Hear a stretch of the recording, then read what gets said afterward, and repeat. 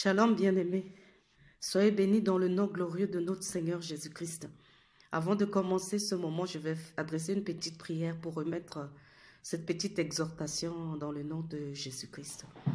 Seigneur Dieu des armées tout-puissant, je viens au-devant de ton trône par ta grâce, Seigneur Jésus, prendre la parole, Seigneur Jésus-Christ, car tu nous demandes de nous exhorter les uns les autres, Seigneur, et je veux simplement que ton esprit puisse, mon Dieu, mon Père, prendre tout le contrôle de ce moment. Toute parole qui sort, Seigneur Jésus-Christ, que ton sang puisse sanctifier, Seigneur Jésus-Christ, et que toute oreille qui entendront, Seigneur Jésus-Christ, cette vidéo, cette exhortation, Seigneur Jésus-Christ, que les cœurs et les oreilles, Seigneur Jésus, soient ouverts par ton Esprit Saint, et que toute incrédulité soit renversée au nom de Jésus-Christ, et que toute influence qui ne confesse pas ton nom, influence démoniaque, soit détruite et renversée ainsi au nom de Jésus-Christ. Je me couvre dans le sang de Jésus et je m'abandonne entre tes mains. Conduis-moi, Seigneur Jésus, et que, Seigneur Jésus-Christ, par cette exhortation, une âme, Seigneur, une personne qui pourra, mon Dieu, être saisie par ton esprit afin, mon Dieu, mon Père, d'expérimenter, Seigneur Jésus, ta volonté dans sa vie. Seigneur, que ton nom soit glorifié. Dans le nom précieux de Jésus-Christ, mon Rédempteur, j'ai ainsi prié et je dis Amen. Merci au Seigneur Jésus-Christ qui a dû renouveler sa bonté dans ma vie et qui me permet de prendre la parole afin d'exhorter les bien-aimés. Avant de commencer, je vais rectifier une partie du témoignage que j'avais fait entre-temps quand je disais qu'étant touché par l'Esprit du Seigneur, j'ai tout jeté instantanément. En effet, j'ai jeté une grande partie des choses, c'est-à-dire les propriétés de Jézabel, ce jour-là, et par la suite, après, j'ai jeté le reste. Oui, car parfois, dans la hâte, il nous arrive de parler vite, mais l'Esprit de Dieu nous reprend après, car le Seigneur veut que nous parlons dans la vérité, selon la vérité. Dieu soit loué. Comme vous pouvez le constater, il y a des photos de moi avant, avec les propriétés des sirènes, car Satan avait encore sa main mise sur moi, et Dieu merci de ce qu'il m'a libéré. Bien-aimé, en ce moment où je parle, Satan, quant à lui, ne s'amuse pas, mais il est en train de jeter des milliers d'âmes en enfer, car sa volonté est que toute la créature faite à l'image de Dieu se retrouve ou atterrisse en enfer. C'est vraiment sa passion. Nous lisons dans Apocalypse 12, verset 12, qui dit « C'est pourquoi réjouissez-vous cieux, et vous qui habitez dans les cieux. Malheur à la terre et à la mer, car le diable est descendu vers vous, animé d'une grande colère, sachant qu'il a peu de temps. » Et ainsi, Apocalypse 12, 17 dit aussi « Et le dragon, le diable, fut irrité contre la femme, et il s'en alla faire la guerre au reste de sa postérité, à ceux qui gardent les commandements de Dieu et qui ont le témoignage de Jésus. » Voyez-vous, bien-aimés, la guerre est déjà déclarée depuis par le diable contre toi et moi. Cette guerre, elle est spirituelle, est bien organisée, afin que lui, le diable, il réussisse sa mission, qui est d'envoyer les âmes en enfer par la voie de la désobéissance des enfants de Dieu à leur Créateur, le Dieu Tout-Puissant, comme il l'a fait à Ève dans le jardin d'Éden. Et comme la parole déclare qu'il a peu de temps, alors il travaille dur et fort. Lui, ses anges déchus, les démons, ses agents, les sorciers, les satanistes et tous ceux qui lui ont vendu leur âme, afin de s'assurer que des milliers d'âmes tombent jour après jour, à chaque seconde, à chaque heure, comme le sable de la mer en enfer. Il en a vraiment de la haine contre la femme.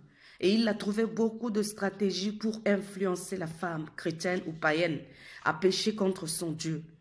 La parole de Dieu nous dit que Dieu a tout créé et il a énuméré chaque chose qu'il a créée en détail, sans pour autant que la Bible parle que les objets de maquillage, des fards, fonds de teint, des rouges à lèvres, des fossiles, le comble, son nom dit clairement que c'est faux.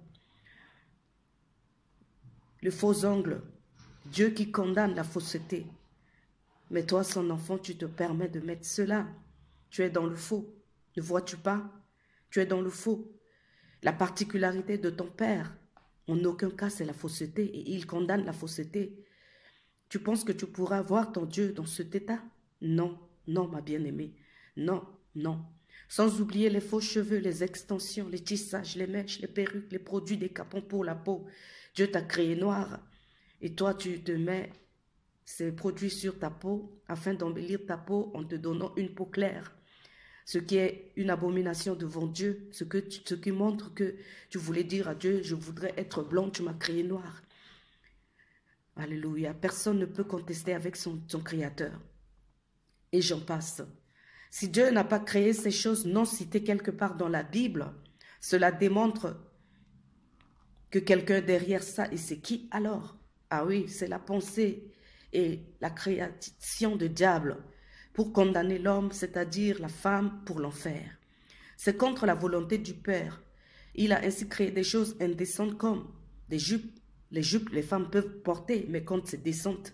Mais là, lui, il crée des jupes indécentes. Il crée des pantalons qui est condamné par la Bible. Le pantalon est condamné par la Bible, donc Deutéronome 5, 22. Les pantalons serrés, les jupes serrées, les robes courtes, les robes moulantes courtes, afin d'exposer les parties du corps de la femme, afin de favoriser l'impudicité, l'adultère, la fornication, qui est l'arme de Satan la plus puissante. Ma sœur, ton corps est le temple du Saint-Esprit. Tu es en train de la détruire, parce que ce que tu fais avec ton corps, tu es en train d'attirer les démons à habiter en toi, et tu deviendras alors une habitation des démons. Excuse-moi, si je parle ainsi, c'est en tout cas la vérité. 1 Corinthiens 3, 7 dit, si quelqu'un détruit le corps, le temple de Dieu, Dieu le détruira, car le temple de Dieu est saint et c'est ce que vous êtes.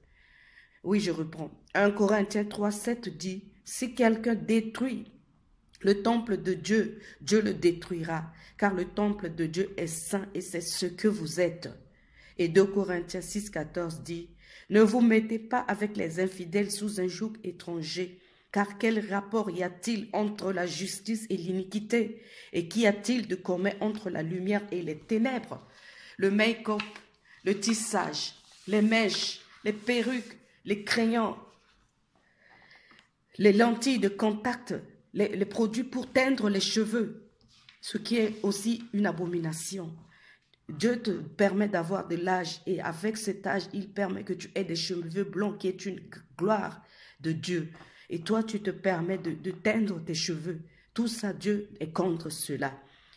Les faux cils, les fards pour les paupières, les fards à joues, les faux ongles, tout ce que tu mets sur toi qui n'est pas d'origine à la création de Dieu, qui est superficielle, plus artificielle, toutes ces choses te fermeront, ma sœur, la porte du ciel. Ne dis pas que Dieu ne t'a pas alerté. Tu as entendu plusieurs fois ces derniers temps ces messages de la repentance, de la sanctification, mais tu continues néanmoins à faire semblant et à pratiquer toutes ces choses. Croyant que tu pourras te repentir au dernier moment, mais cela pourrait être trop tard, car les gens en enfer en ce moment demandent à Dieu d'avoir pitié d'eux, oui, d'avoir pitié d'eux, afin qu'ils reviennent sur la terre, afin de sensibiliser leur famille. Il n'y a pas moyen, non. Il n'y a plus de grâce en enfer. Non, il n'y a plus de grâce. La grâce, c'est pendant que tu as la vie. C'est pendant que tu es vivant. C'est pendant que tu respires. La grâce est là, pendant que tu es vivant.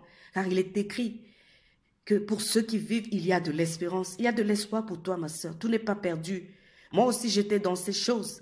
J'étais dans ces choses, c'est pratique. Je pensais que c'était normal. Et que c'est comme ça, c'est ça. Mais non, Dieu m'a convaincu que ce n'est pas ainsi. Ce n'est pas ainsi, car lui, il est saint.